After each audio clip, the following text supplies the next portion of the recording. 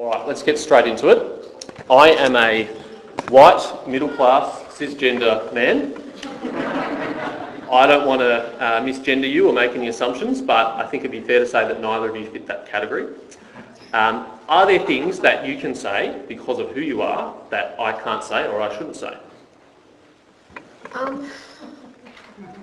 Probably, but I don't think anybody should shy away from saying what they want to say just because they think our ethnicity or gender or someone's sexual orientation gives them a licence to. I think that's playing into the left's hands, and the truth is that Jacinta and I can say things and speak from personal experience, and the left will still be feral, they will still react in exactly the same way. They'll just use different terms to, what do they like? Uncle Tom and coconut and all the other sort of racist terms that they employ to react to that kind of commentary. So, no, I don't think it depends what colour you are when you listen. Well, I think you shouldn't have to not be able to say what you want to say because being black and female, I can say whatever I want about you and get away with it, right? So, because you're a cisgender, heterosexual male, you oppress me. So, if I was a lefty, I'd be saying, please stop oppressing me right now. Can't you see I'm suffering and I'm being victimised? So, look, it's ridiculous, and I think it's utterly un-Australian, and it shouldn't be so. And we need to ensure that we continue being ourselves and being able to voice those issues that are really important, because pretty much the left can be selective about the issues. If they want to silence someone, if they feel uncomfortable, they can simply call racist or say that they're being oppressed, and that shuts down debate, which is not what we want. So a big part of identity politics is making an assumption about someone's political beliefs based on their race or their gender or some other characteristic like that. Obviously, both of you defy the labels that the left has assumed that they want to put on you. As Liberals, that's kind of unremarkable because we treat people as individuals. There's nothing unusual about an individual having their own opinion and having a different opinion. But for the left and for people who have this identity politics worldview, everything is viewed in terms of groups. And so if you're defying your group label, you're doing actually something that's profoundly transgressive. Is that why you think each of you in different ways have got so much abuse from the left, because you've defied that category that you're supposed to be in?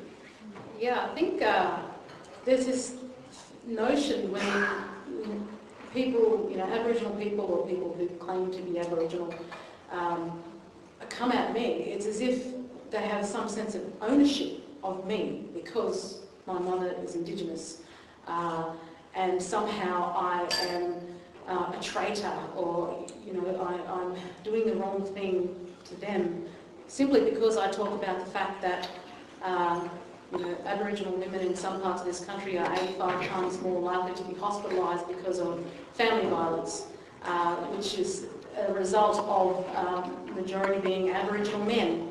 And if I say those things, somehow that is me being a traitor to Aboriginal people. And then on the other hand, they turn around and say, you do not speak for me. I think they're very confused because I've never claimed to speak for them, but I am addressing very critical issues, and I should have the right to do that. But also, within a traditional context, you're supposed to be part of a group, and you're not supposed to make that group look bad, if you like. I mean, I have had personal run-ins with senior men in my family, and I've stood up to them, and they don't like that. And there's the underlying factor in traditional culture of things like sorcery. If you make men angry, they can use sorcery against you. And I've grown up in the 21st century and understand that that's not the case. So therefore, their magic doesn't work on me, and they're fearful of this. Rita, you've got Iranian heritage. Are there views that are assumed that you should have, particularly as a woman of Iranian heritage, that you defy and that causes some of the abuse that you get? Oh look, the left think they own minorities, whatever they are, whether they're Iranian, Indigenous, Asian, whatever minority group you belong to.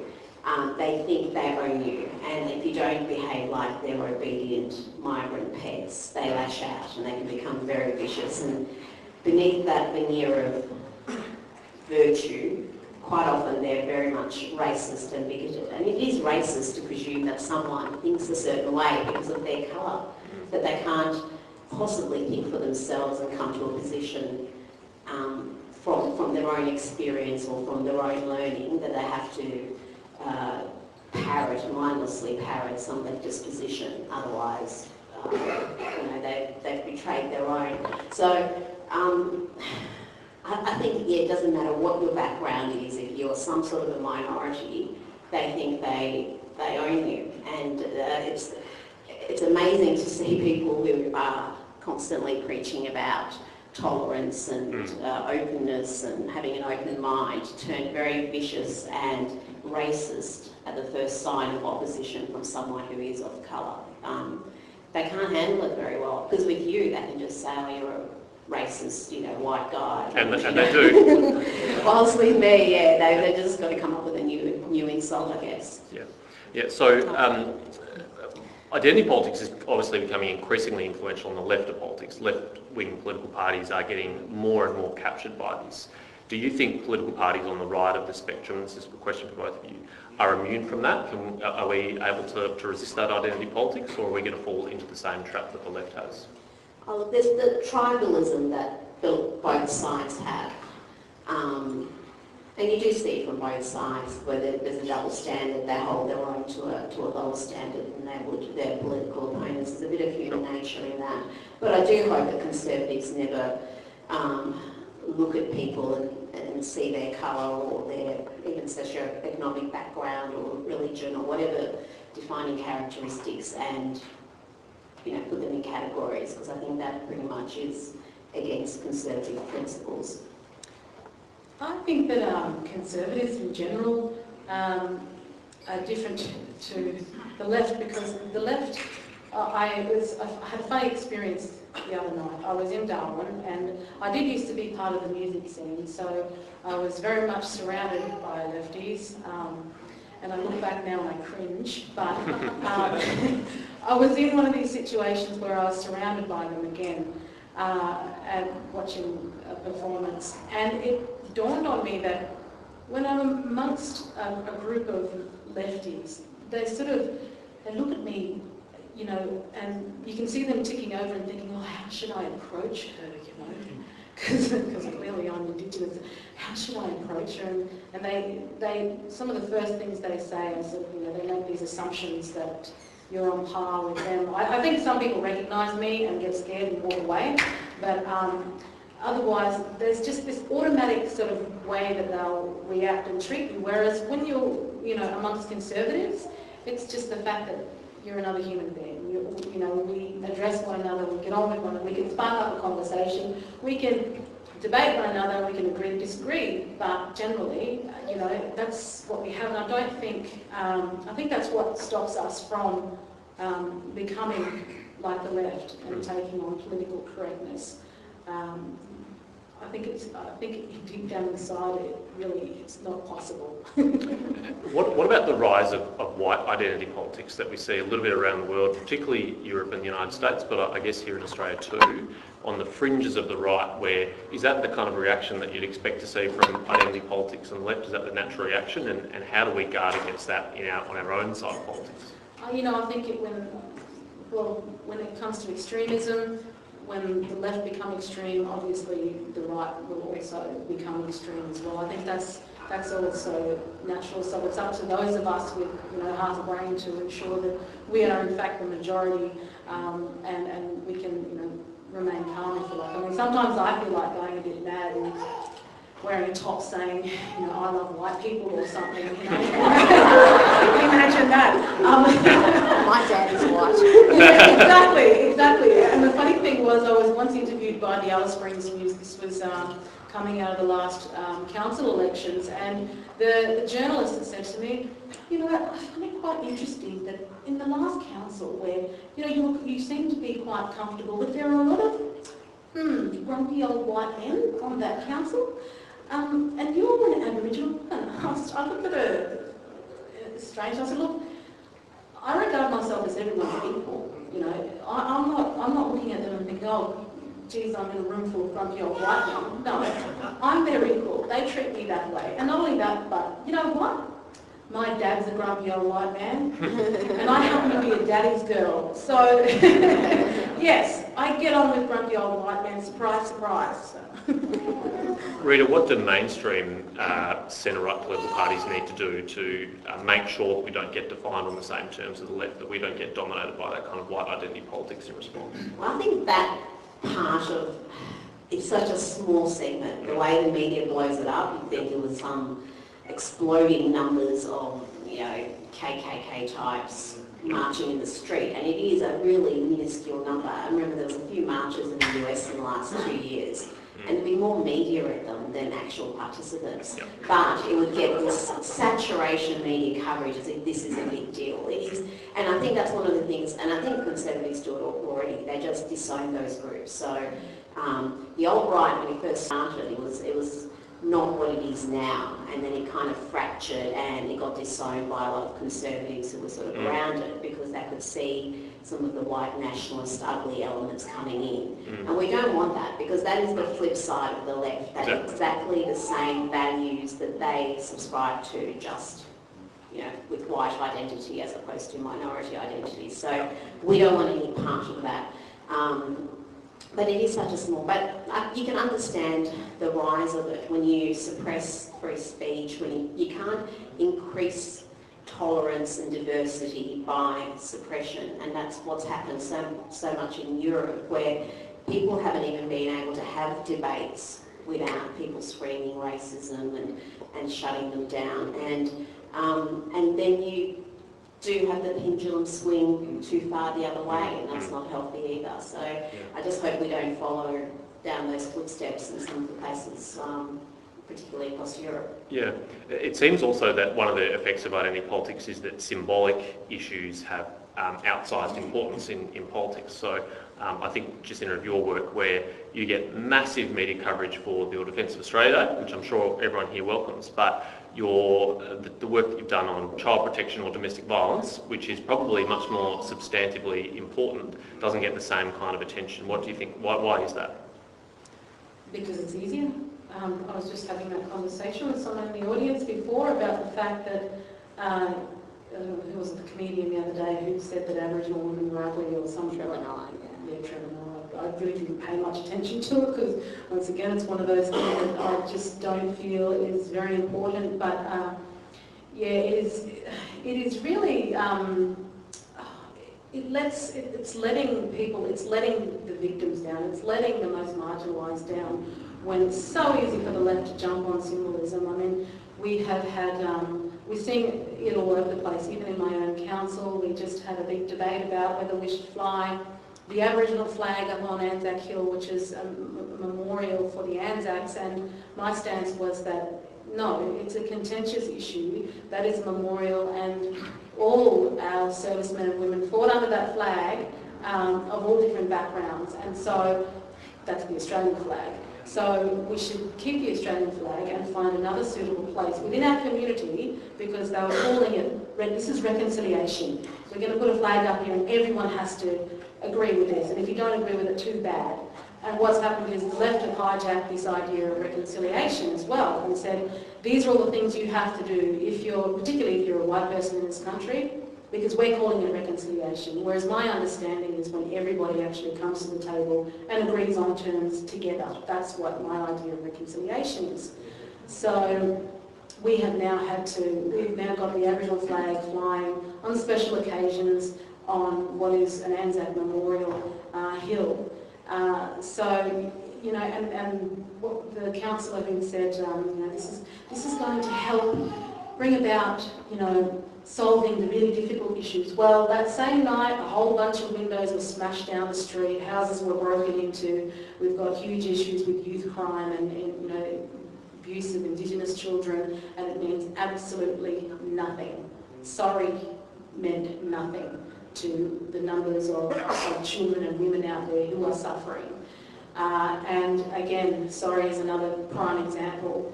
The left don't understand that with sorry also has to come forgiveness if it's going to be real movement forward and this idea of reconciliation.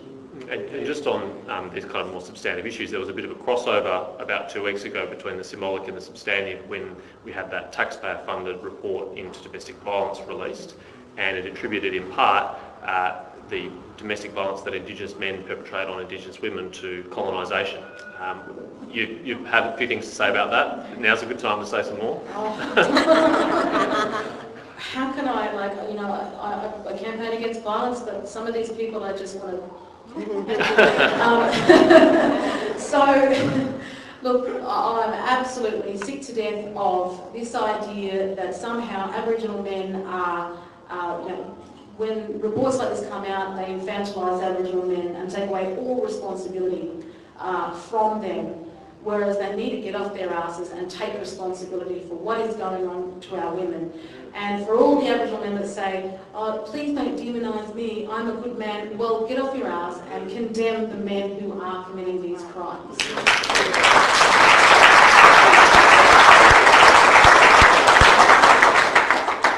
And I'm sick of the wider community, the left, always making excuses, because if it's not okay for white men to hit their wives, well, it sure as hell is not okay for Aboriginal men to hit their wives, and we need to start putting everyone on the same level playing field.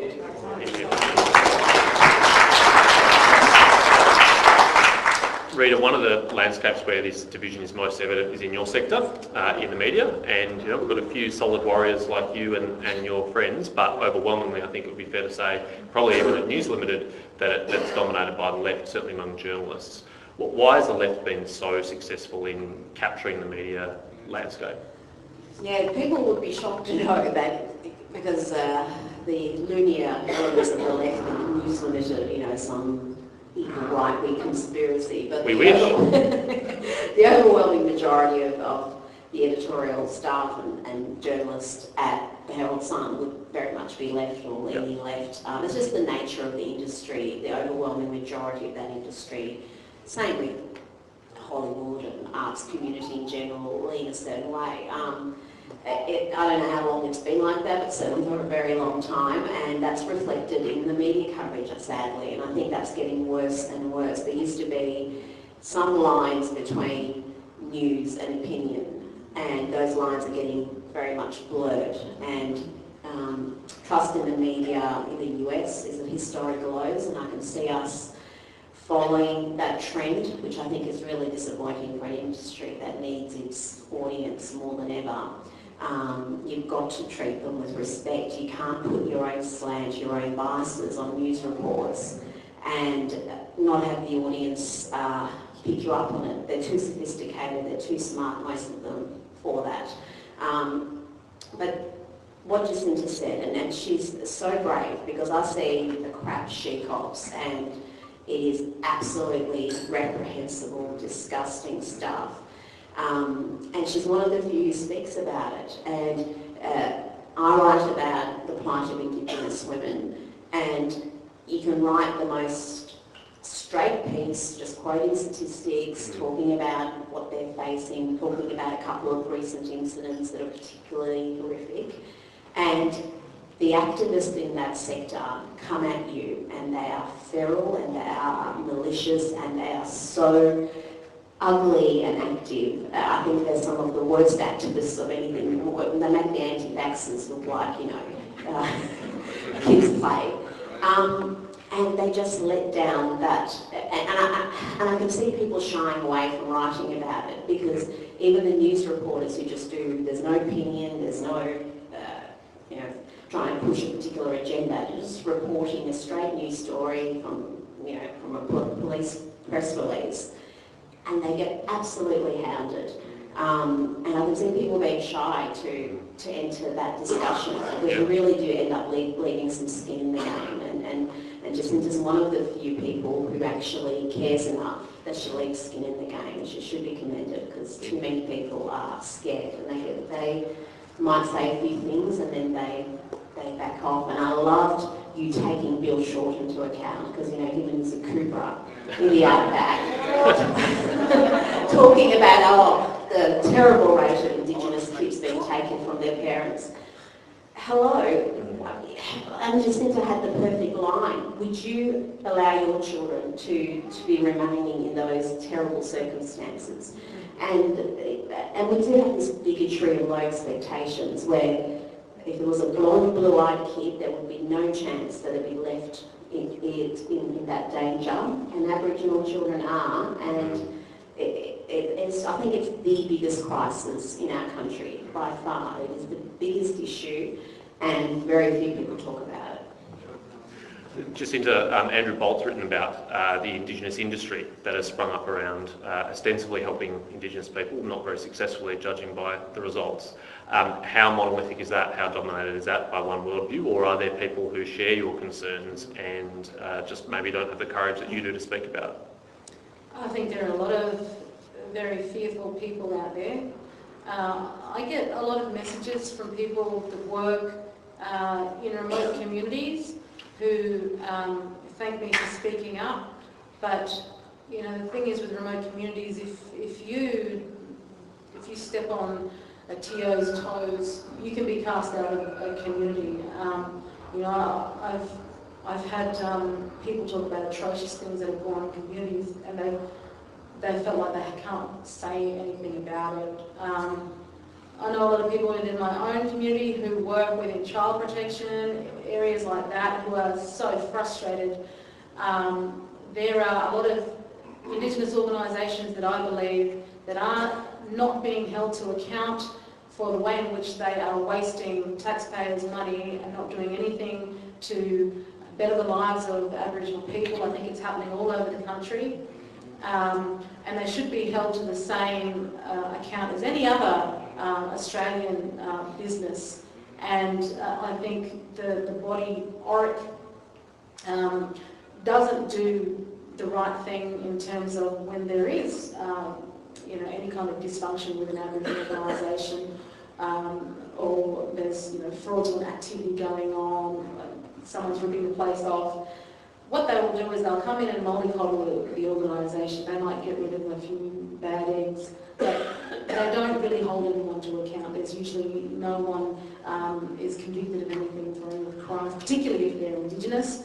And again, it's that culture of low expectations. We've got to hold everyone to the same standards right across the board with absolutely everything, because you will not see Aboriginal people rise above until that actually happens.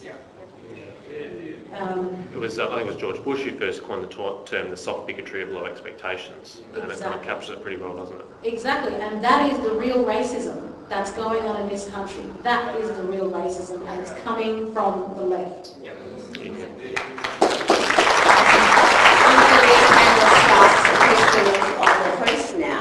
Because I think one of the things that frustrates a lot of Conservatives is that when Conservatives are in power and are in a position to make some changes in this area, we don't seem to see much.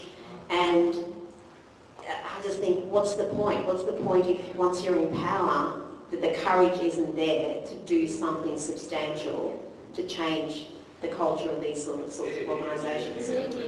Well, it's a fair criticism, I have to say. I wish I would be able to have a stronger defence to it, but I think too often very well-meaning Conservatives, when they get into power, don't make the most of the opportunity that they have, and very quickly accept the advice or the consensus that exists in their sector or in their department, and it takes a lot of courage to go against that advice and to come from the top and the outside and push back against it. So I think you're right, and that's why I want to see people like Jacinta in there who have a lot of credibility and a lot of authority, and I think will really drive some of this change. One final question before I throw to the audience, so get ready for your questions. Another battleground is universities. Should we give up? How far gone are they? Is it redeemable? Oh, goodness. it is a sorry mess, but there's capacity for it to be far worse. Again, I look at what's happening in the US and the UK, and the trends there are frightening. It's the only place where diversity of thought is a hate crime. There's no type of diversity that only breaks. You can't have any sort of critical thinking. And I saw it myself back in my uni days, which was so long ago. All the stereotypes, all the worst stereotypes were occurring.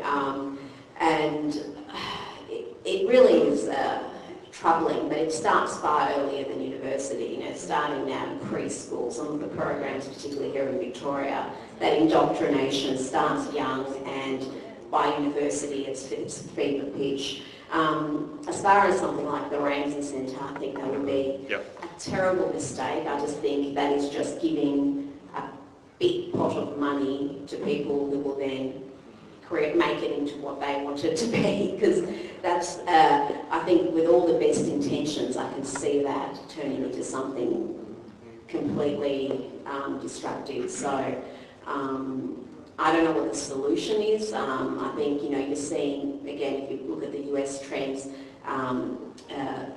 people opting out of humanities topics because they're seeing that it's just a wasted qualification. It's accruing a debt, higher education debt, for something that really doesn't give you any real benefit.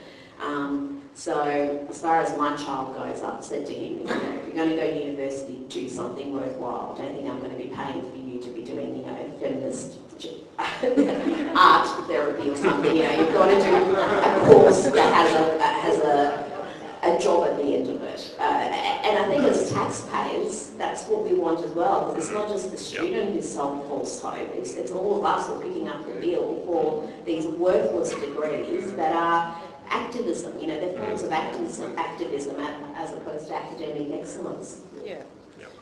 Yeah, I absolutely agree. My eldest son is doing his first year at university this year. He completed his year 11 and 12 in Bathurst in New South Wales, and I also have a 15-year-old who is year 10 in Sydney at the moment. But for them, being Alice Springs kids and growing up the way they have, with, I'm Warrabee and Celtic, but their father is also half Mauritian. They've got French Creole, Malay, Indian, German, Canadian. They got great-great-great-grandfather from Mozambique. They're a citizen of the world, anyway. They're citizens of the world. But they've gone from growing up with that and then, spending these senior years down south. And for them, it's a real eye-opener, because my 15-year-old's going to me, Mum, there's this being put in this, Indigenous, there's an Indigenous group and we get together and we talk about things. It's I really don't want to go. It's, in the territory we call, if we think something's stupid or, waste our time, we call it gammon. He's like, there's a gammon, Mum. I don't want to go there. I'm like, do what you want to do. And they all, because some of the senior Aboriginal students at his school talk about, we talk about topics like Australia Day and how it's a day of mourning for us Indigenous people. But they don't invite him to that because they all know who his mum is. And my eldest, he did quite well, and he earned himself a scholarship at Charles Sturt University. But Western Sydney Uni also. He got a place there, but he said, you know what, Mum, I don't want to go to Western Sydney Uni because they only want me because I'm a black fella. He said, I want to get my own achievements on my own merit. And he's also been up against, the whole, oh, you're Indigenous, you're magical somehow, and we've got to treat you in a special way, and he's sort of like, I'm just a person. They started calling him Uncle, and he's certainly not Uncle. And we do things differently in the Northern Territory. Like, we don't call older Aboriginal people uncle or auntie. We only call our uncle and auntie uncle and auntie. So we don't use those sorts of terms. That sounds extremely radical, I know. So, you know, I'm hoping my kids will get out there and infiltrate, if you like. I was part of a panel discussing with the law students at ANU, and I was sitting next to the delightful Linda Burney, and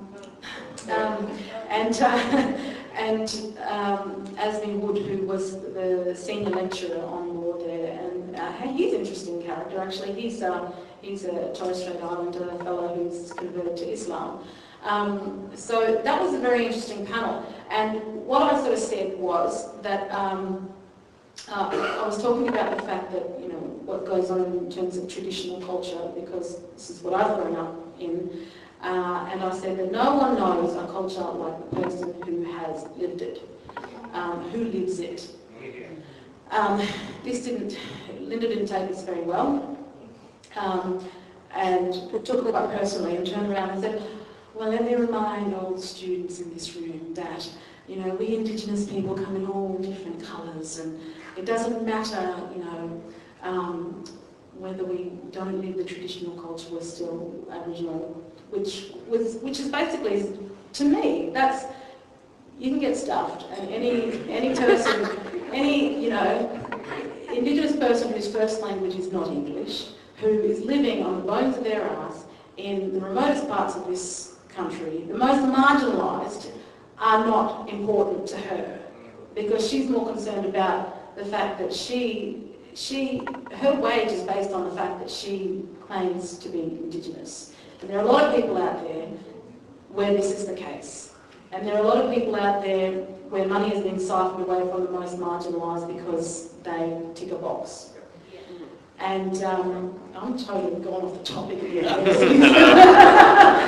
But this needs to be understood and this needs to be corrected. And I think we should always be applying pressure to our universities. As parents, we should be standing up. These are our children. We should be standing up and demanding that what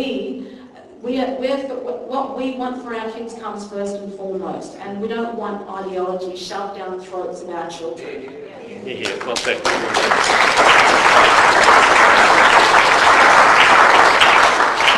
That is a very good note to open up questions from the audience from. I see a question just by the aisle there. Susan from Office has the microphone and we'll bring it around. Hi, my name is Martin Lee.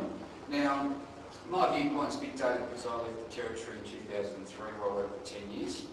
Now, I worked in the health and security industries, like between the two. So all those problems you talk about, I could tell you, I've seen you for an hour and tell you stories. But please don't. No. The question I've got is, I had an experience that I was actually on the job that night, not myself on the tables, at the casino in Darwin. Now, from my understanding, are the two land councils principally running the Territory as far as Aboriginal matters go?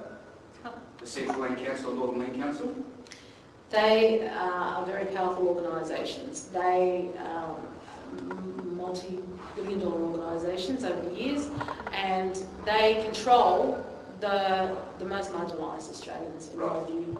To give the audience an idea, I was on a job, I call it babysitting. I was looking after someone who won some company protection, whatever you want to call it.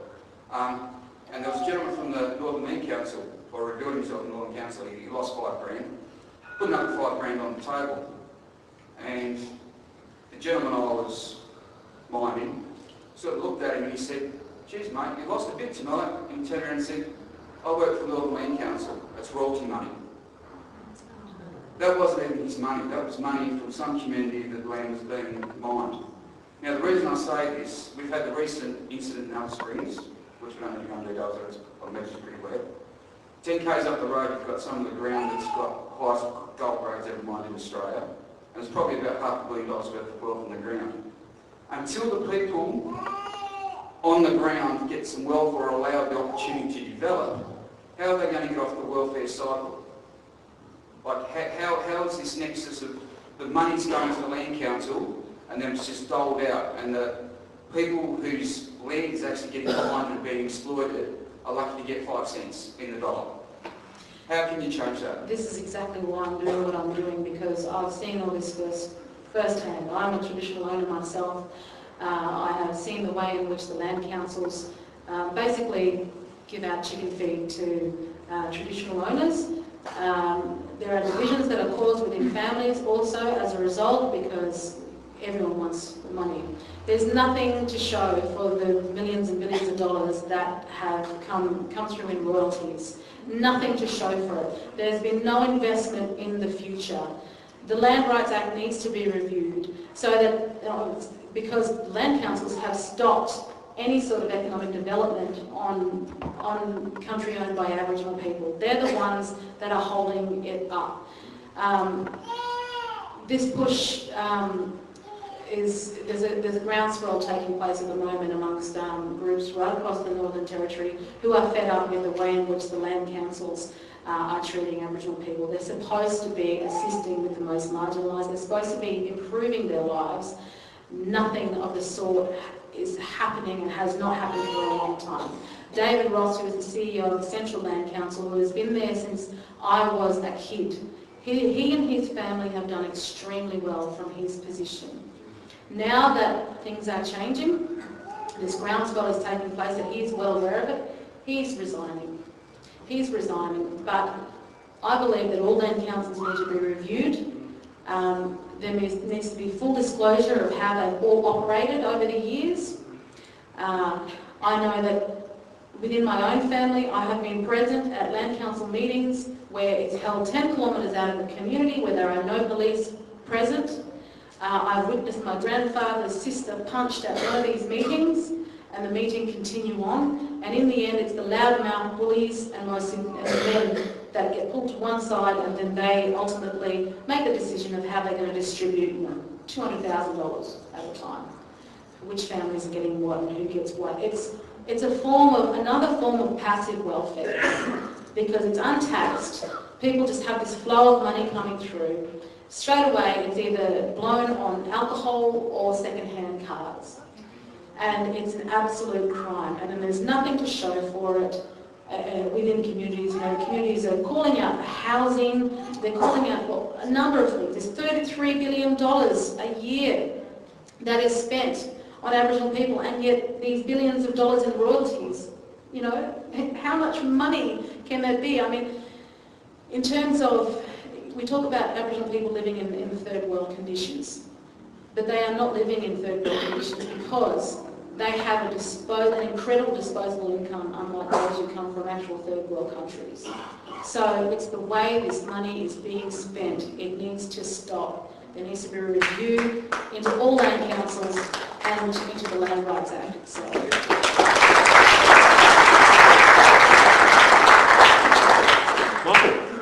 Yeah, hi, Michael Bird from the radio program Nothing Left on JN, Jewish Community Radio. I've got 2 quick questions for Rita, one of our favourite guests.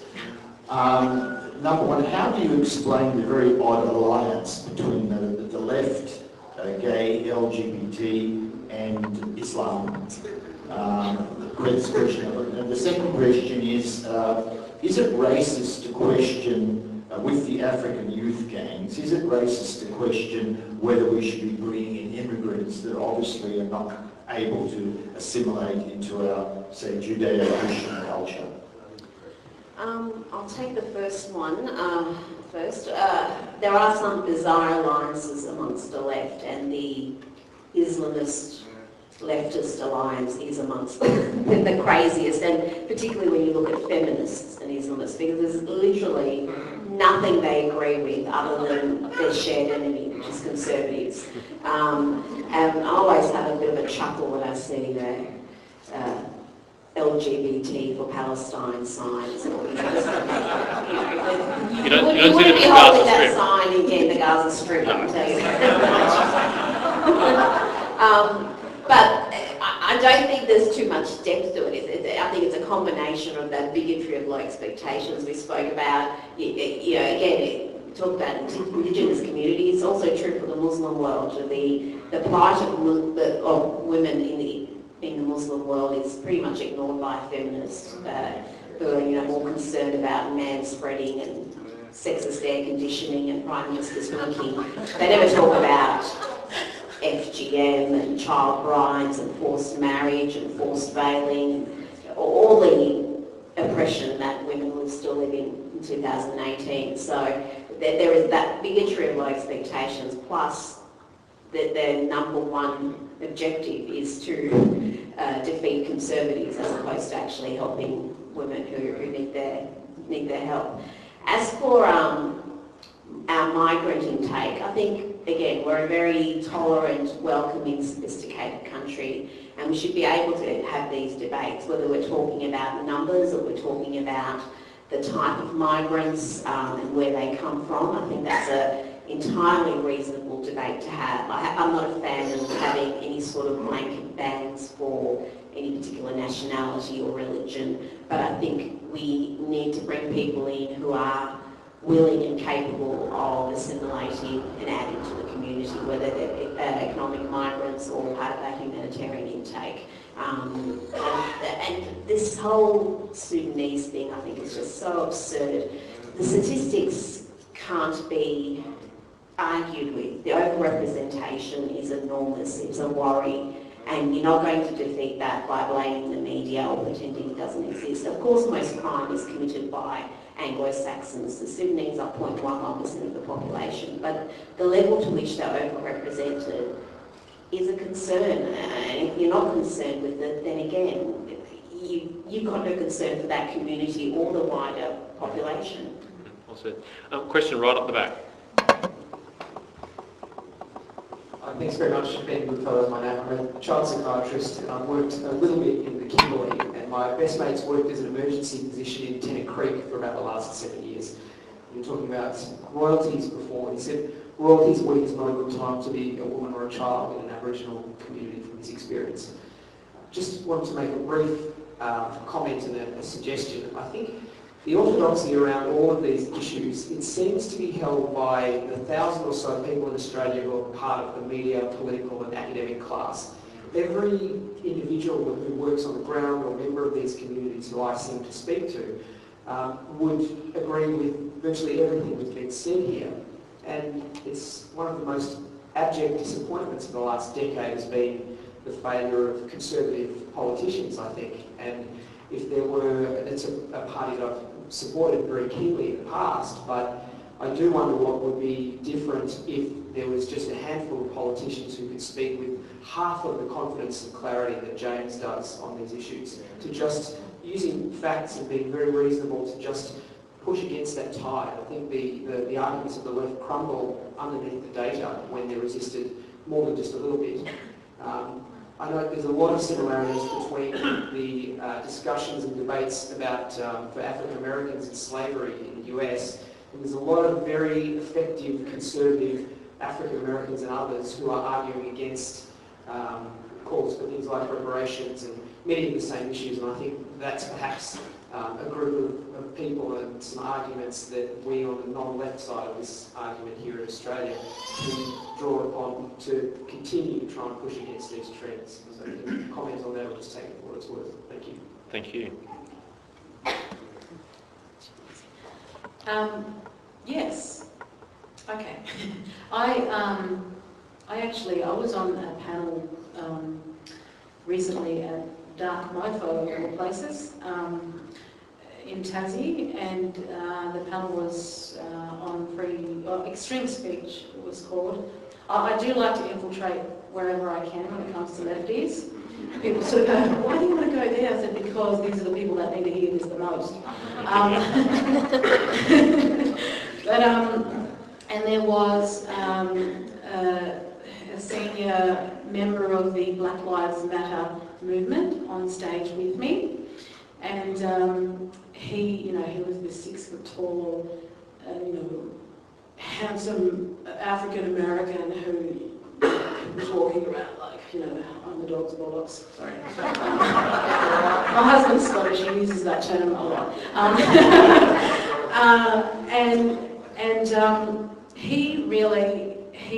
I had explained what I felt, freedom of speech was, and that it was under attack.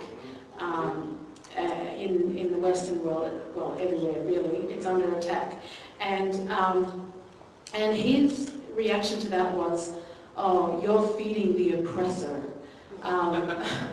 He was telling me I was feeding the oppressor. And I also was addressing the issue of the fact that Aboriginal women are dying at the hands of Aboriginal men at alarming rates. And all he could say was that I was feeding the oppressor, basically. So I told him that he was in fact silencing the victims of violence, and he was utterly wrong, and making generalised sweeping statements. For someone who is supposed to be this amazing, powerful figure, he really seemed like he didn't know. He didn't know much at all. He wasn't very intelligent at all. And I put it to him. I said, look, I do recognise that you've got an issue with your police in America, and you've probably got a few racist ones amongst them, but they're a minority, and there are African Americans that are wrongfully murdered by these policemen, yes. But I said, does it concern you? Is this a concern for you? Because over an 80-year period, the KKK murdered, I think it was 3,600 African Americans, but in every 6 months, African Americans, that many African Americans are murdered by other African Americans. I said to him, that's what's going on in your country, does that concern you? Well, didn't that push a button? He could not come back on that, and he went on again. You're feeding the oppressor. This is the language of the oppressor, and let me tell you about. He was saying. He then went on to try to say that big corporates, money-grabbing corporate companies, and fast food giants were murdering African Americans as well.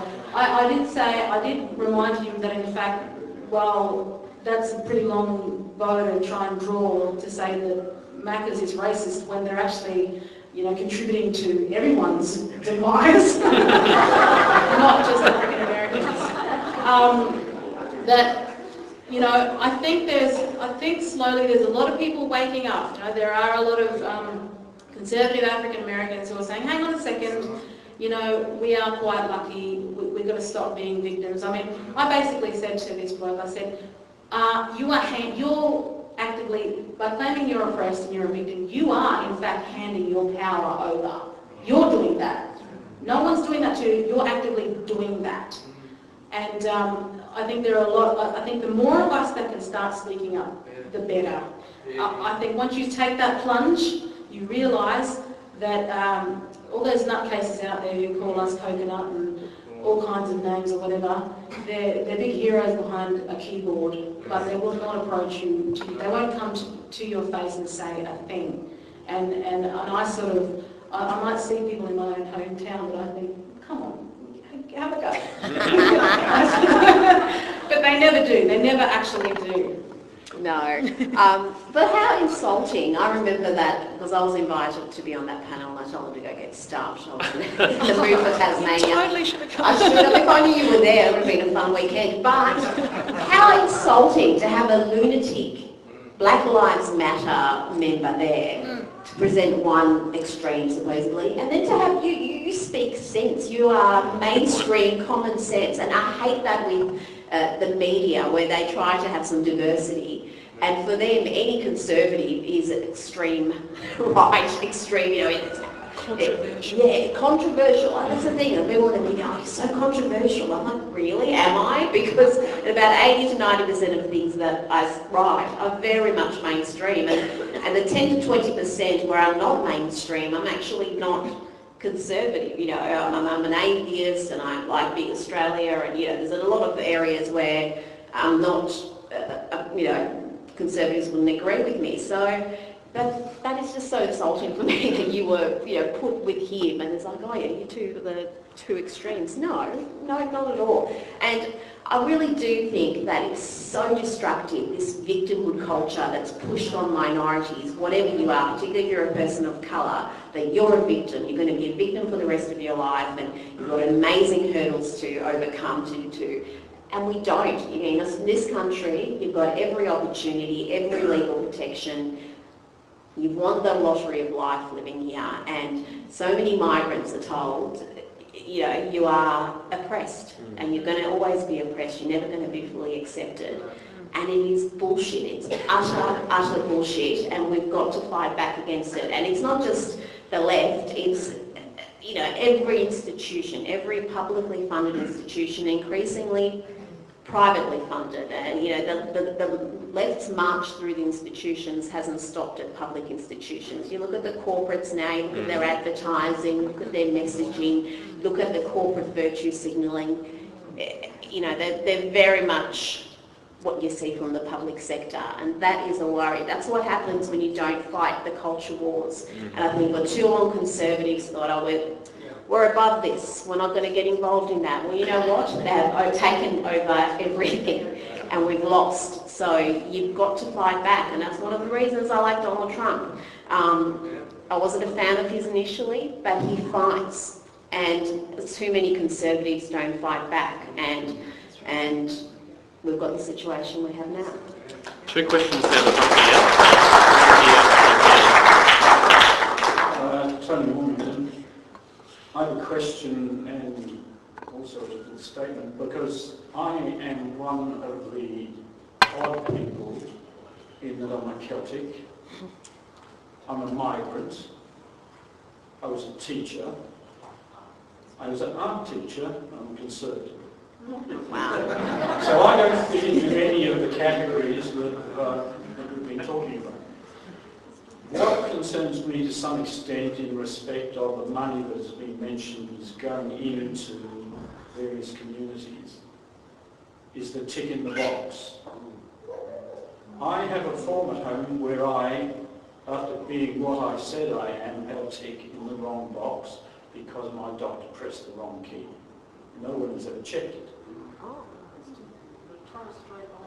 Are you mystical?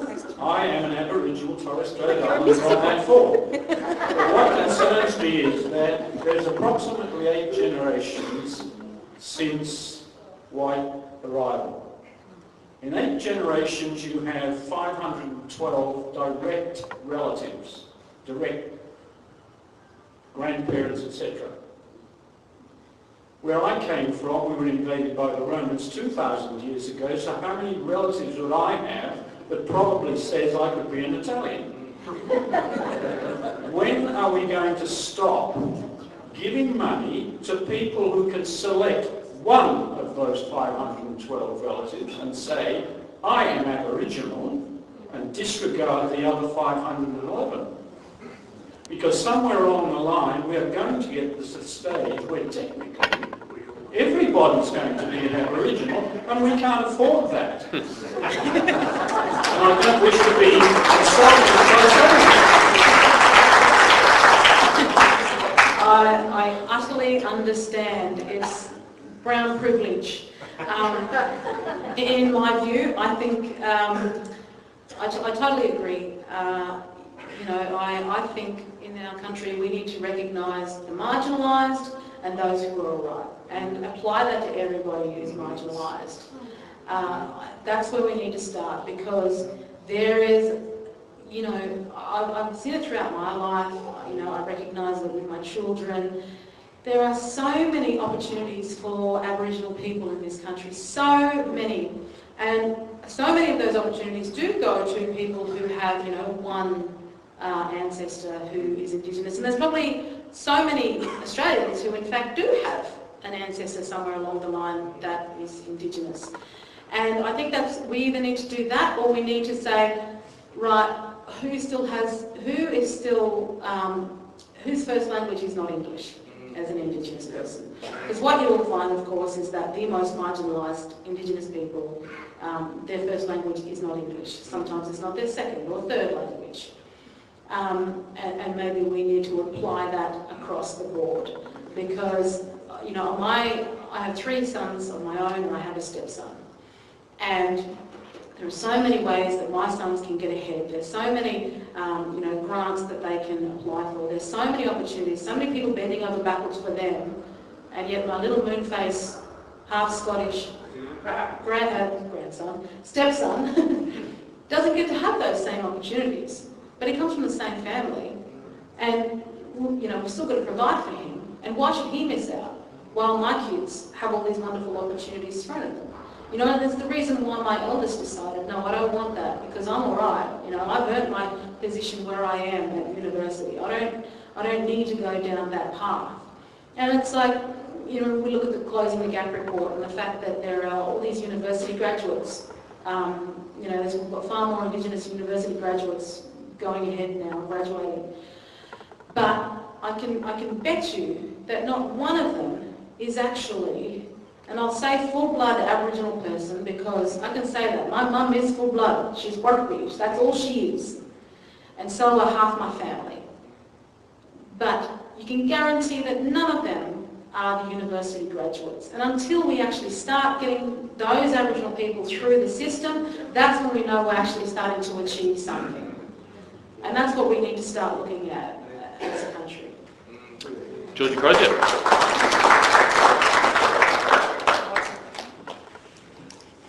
Jacinta, Rita, James, thank you very much for this fantastic forum. And can I say you are two sensational Australian women.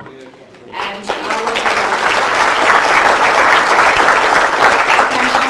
that you are such great role models for so many young women coming through and for all of this room with what you do. So thank you very much. I'm the Shadow Minister for Families and Children that takes in child protection and youth justice, very difficult portfolios and complex, and we have some challenges here in Victoria. I'm also the Shadow Minister for the Prevention of Family Violence, equally so, and also housing. But my question goes to a recent piece of legislation that was passed in the Victorian Parliament. As many of you in this room will know, we have got a very ideologically left-driven government. The treaty bill that was passed just a couple of weeks ago, I had the misfortune to have the courage of that in the upper house. Through the questioning of, through the committee stage, it was provided to me through the Minister that in actual fact, the treaty bill could be about 300 different treaties because we have 300 different clans here in Victoria. And leading to that, that could be 300 different self-determination, financial, economic funds that are linked to that. My question is to you, Jacinta, just in relation to a treaty that we have passed. I don't believe that will achieve any better outcomes for those that are really, really in need, as you so eloquently describe all the time. But the complexity of the clans and how the treaty process will might play out, and just wondering if you wouldn't mind commenting with your great knowledge that you have. Well, I think it's going to be very, very expensive. And what gets me is the fact that nobody declared war on anyone for there to be a treaty. Perhaps the treaties need to be written between clan groups. Perhaps that's where the treaties need to come into play. And perhaps it's not, you know, if we're talking about wealth, maybe it's not money, maybe it's possum skin cloaks or something along those lines that need to be used to compensate those that were at war with one another. I don't know, but I think the idea of a treaty is ridiculous because, you know, a government doesn't have a treaty with its own citizens.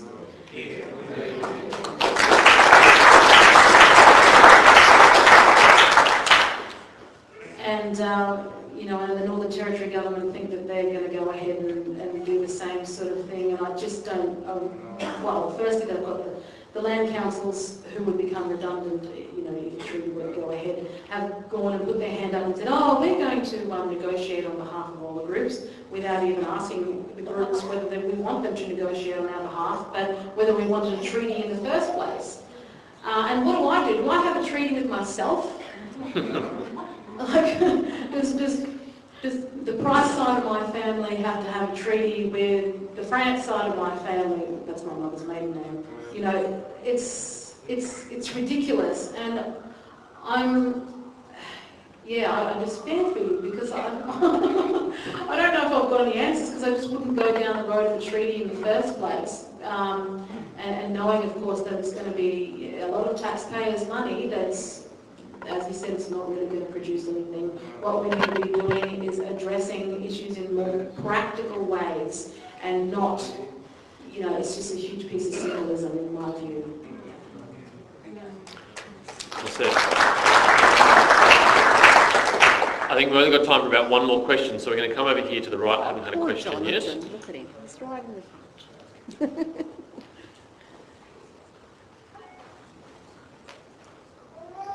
I think I need to stay on a chair for a second. So my name is Beatriz. I am from Mexico. I have been living here in Australia for 10 years. I married an Aussie, white Aussie.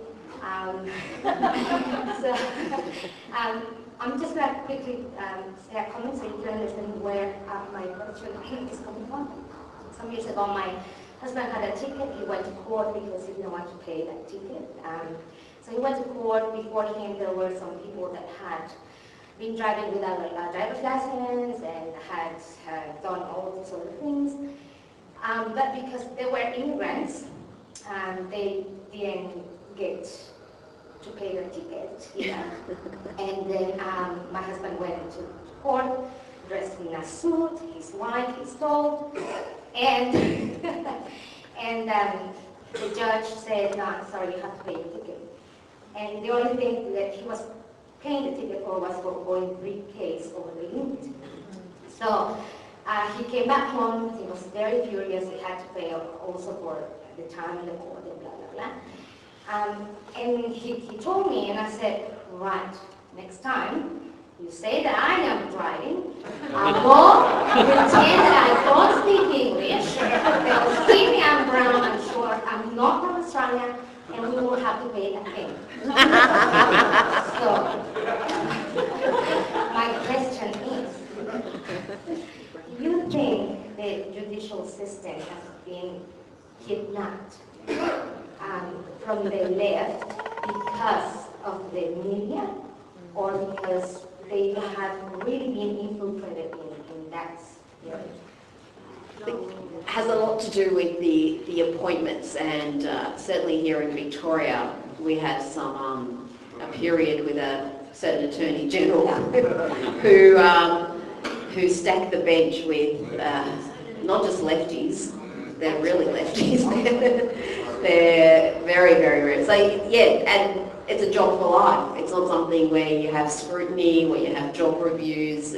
Once you're appointed, you can keep working. I think in Victoria is 72, or so. If you appoint a young judge, you can get a good 30 years out of them. So there's really not much you could do other than have mandatory terms to try to counter some of the very lenient sentences that we're seeing for violent crime. Elected judges, we need.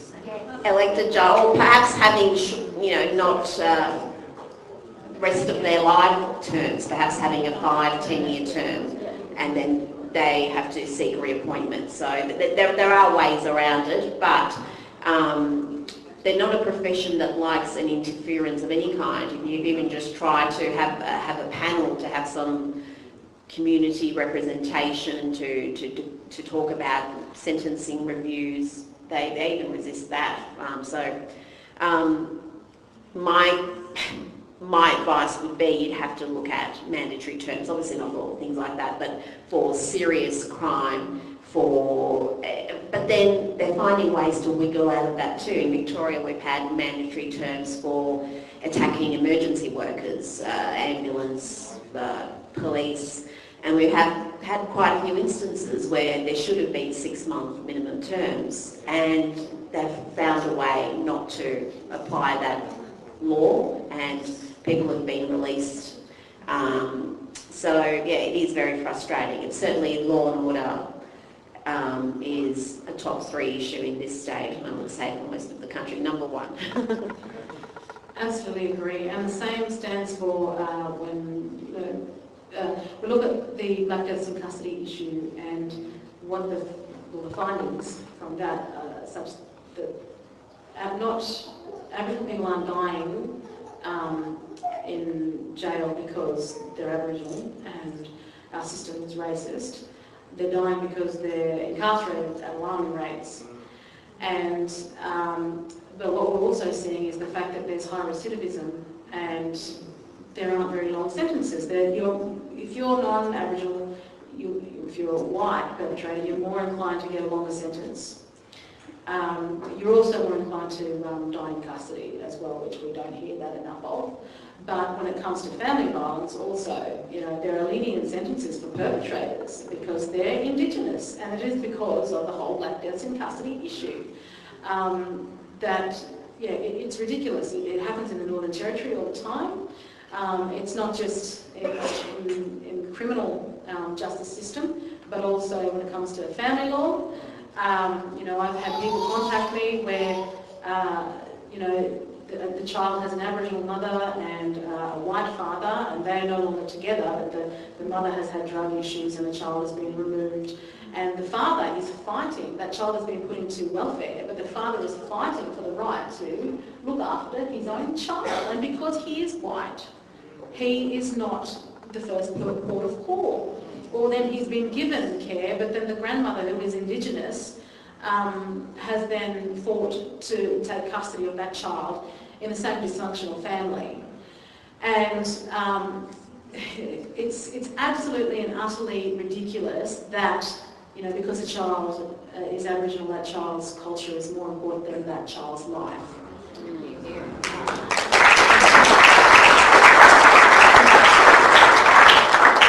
Jacinta, well said, and that's a really good note to end it on. Thank you everyone for your interest. I know there were many more questions yet to be asked and answered, and I apologise for anyone who didn't get to ask their question, but it just shows how stimulating the discussion was, how engaged you were as an audience, how wonderful our panellists are.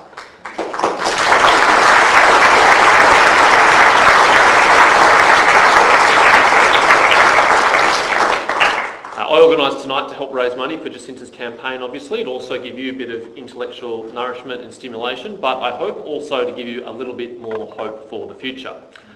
Just like Andrew Hastie and like many other promising young colleagues I have around Australia, Jacinta is someone who's going to make a massive impact on this country in our future.